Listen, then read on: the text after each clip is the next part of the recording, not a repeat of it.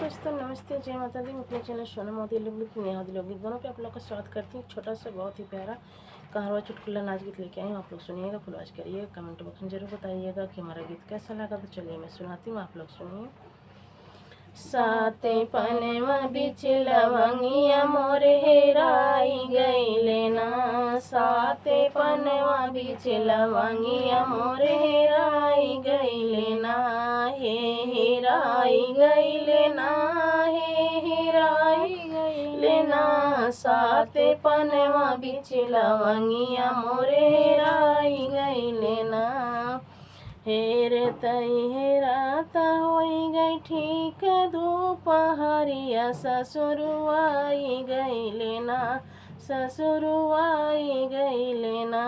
झट से काढ़ मैं घुंघुटवा पटेल जाई गईले ना, झट से काढ़ मैं घुंघुटवा पटेल जाई गईले ना, साते पनवा बिच लवंगिया मोरे हेराई गईले ना, सात पनवा बिच लवंगिया मोरे हेराई गईले ना,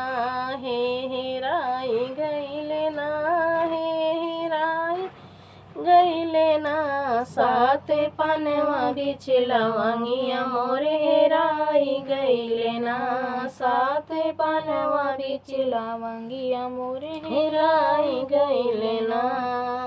हेरतई हेराता होई ठीक दोपहरिया, जेठवा आई गईले ना, जेठवा आई गईले ना, झट से काढ़ मैं घुंघुटवा पटेल जाई गईले ना, झट से काढ़ मैं घुंघुटवा पटेल जाई गईले ना, सात पनवा बिच लवंगिया मोरे हेराई गईले ना, सात पनवा बिच लवंगिया मोरे हेराई गईले ना, सात पनवा बिच रुमा लवंगिया मोरे हेराई गईले ना। हेरतई हेराता होई गई ठीक दोपहरिया, देवरा आई गईले ना, देवरा आई गईले ना, झट से खोलो मैं घुंघुटवा पटेल जाई गईले ना, झट से खोलो मैं घुंघुटवा पटेल जाई गईले ना, सात पनवा बिच लवंगिया मोरे हेराई गईले ना, सात पनवा बिच लवंगिया मोरे हेराई गईले ना, हे हेराई गईले ना, हे हेराई गईले ना,